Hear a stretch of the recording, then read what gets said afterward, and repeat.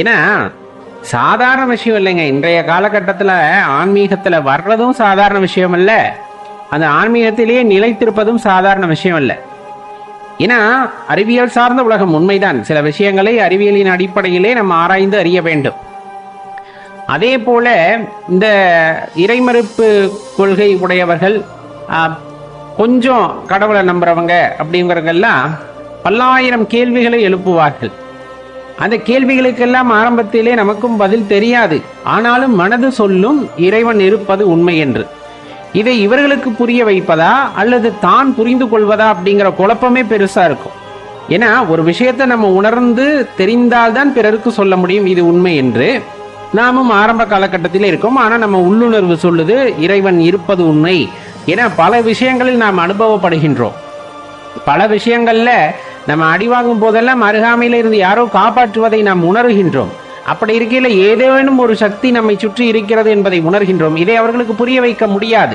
அப்படியே சொன்னாலும் நம்மை பார்த்து சிரித்துவிட்டு ஏளனமாக போய்விடுவார்கள். காரணம், இதை எந்த இடத்திலும் நாம் புறப்பொருளாக கண்டு இதுதான் எனக்கு வழிகாட்டியதுன்னு சொல்ற அளவுக்கான தத்துவம் இறை தத்துவம் அல்ல.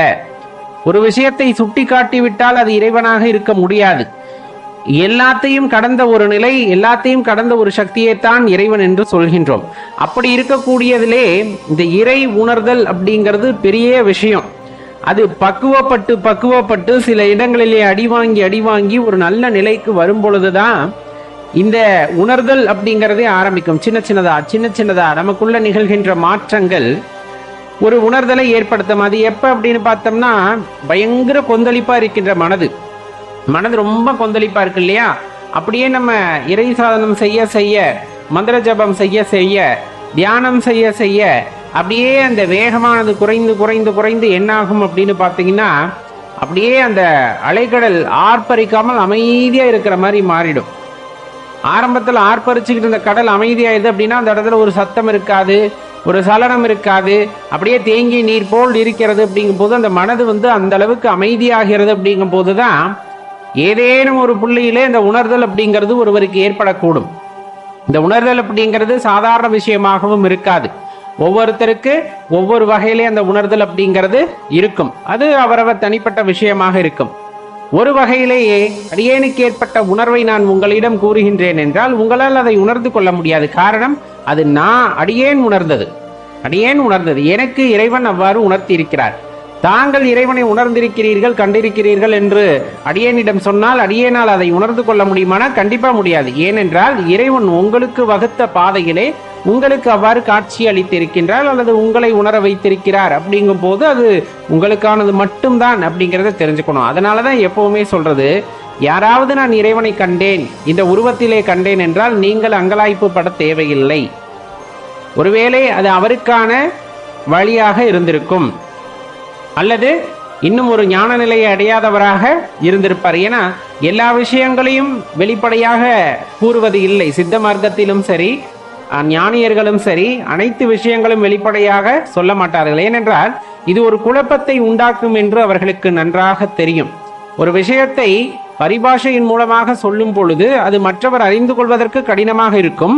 இன்னொன்று, அது சரியான நபர்களின் கைக்கு போக வேண்டும் அப்படிங்கிறது அந்த பரிபாஷையினுடைய முக்கியத்துவமாக இருக்கும். அதே தான் இந்த இடத்துலையுமே நம்ம சில விஷயங்களை சொல்றோம்னா அது பல பேர்த்தோட மனசுல ஒரு கவலையை உண்டாக்குது, ஒரு குழப்பத்தை உண்டாக்குது. அப்படின்னா அது உண்மையான அடியாருக்கு அழகல்ல, உண்மையான பக்தருக்கு அழகல்ல. தான் உணர்ந்ததை குருவிடம் தெளிவு பெற வேண்டும், குருவிடம் கேட்டு தெளிவு பெற வேண்டும். அது உண்மை என்ற பட்சத்தில் அந்த ஆனந்தத்தை நாம் அனுபவிக்க வேண்டும். அப்படி ஆனந்தத்தை நாம் அனுபவிக்க நம்மை சூழ்ந்து பலரும் ஈர்க்கப்படுவார்கள். அவர்களுக்கு நாம் உபதேசம் வழங்கலாம்.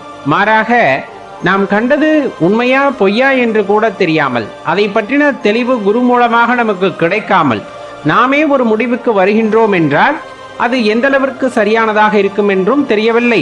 அதை நாம் பகிரங்கமாக வெளிப்படுத்துகின்றோம் என்றால் அந்த வழியிலே செல்லக்கூடியவர்கள் தனக்கு அந்த அனுபவம் கிடைக்கவில்லையே என்ற குழப்பத்திற்கும் ஆளாவார்கள். அதே சமயத்தில் நம்ம சொல்ற விஷயத்தை அவர்களால் ஏற்றுக்கொள்ளவும் முடியாமல் தடுமாறி போவார்கள் வாழ்க்கையிலே. அப்ப இந்த மாதிரி குழப்ப எண்ணங்களையும் நாம் தவிர்த்து கொள்ள வேண்டும். குழப்பத்தை ஏற்படுத்துவதையும் தவிர்த்து கொள்ளுதல் எப்பவும் நலம். ஏன்னா இறைவனை அடைதல் அப்படிங்கிறது ரொம்ப பெரிய விஷயம். அது படிப்படியா நிலையை கடந்து போவது. ஆரம்பத்துல ஒரு சின்ன அறிகுறி நமக்கு தென்படுதுன்னா அதுதான் இறைவன் அப்படின்னு நினைச்சுக்கிட்டோம் அப்படின்னா நம்முடைய ஆன்மீக வாழ்க்கையும் ஒரு குறிப்பிட்ட காலகட்டத்திலே அதோடு நின்று போய் விடுகிறது. அதற்கு மேல் பல விஷயங்கள் இருக்கலாம். ஏன்னா இந்த பிரபஞ்சம் அப்படிங்கிறது சாதாரண விஷயம் அல்ல, நாம் காண்கின்ற விஷயம் அல்ல. காண முடியாததும் சில விஷயங்கள் இந்த சூக்ஷமமாக இந்த பிரபஞ்சத்தில் இருக்கிறது. அப்படிங்கும் போது நாம் கண்ட விஷயம்தான் இறுதி நிலை என்று முடிவெடுத்து விட்டால் அதைவிட கிட்டத்தட்ட என்ன சொல்றது, அது ஒரு தெளிவில்லாத நிலை அப்படின்னு நம்ம இந்த இடத்துல சொல்லலாம். அதனால பெருசா போட்டு குழப்பிக்க கூடாது. நமக்கு ஒரு உணர்தல் ஏற்பட்டாலும் நம் குருவிடம் சென்று அதற்கான விளக்கத்தை கேட்டு பெற்றுக்கொள்ளும் பொழுது அதனிடையே இருக்கின்ற ஒரு தெளிவானது நமக்கு கிடைக்கும். அதன் மூலமாக அடுத்த நிலையை நாம் எவ்வாறு அடைய வேண்டும் என்று அவர் வழிகாட்டுதலின்படி செல்லும் பொழுது இறைவனை படிப்படியாக உணரலாம் அப்படிங்கிறத இந்த விஷயத்துல தெளிவா தெரிஞ்சுக்கணும். அப்பதான் அந்த இறை மார்க்கத்துல சந்தோஷமாவே எப்பொழுதும் இருக்க முடியும்.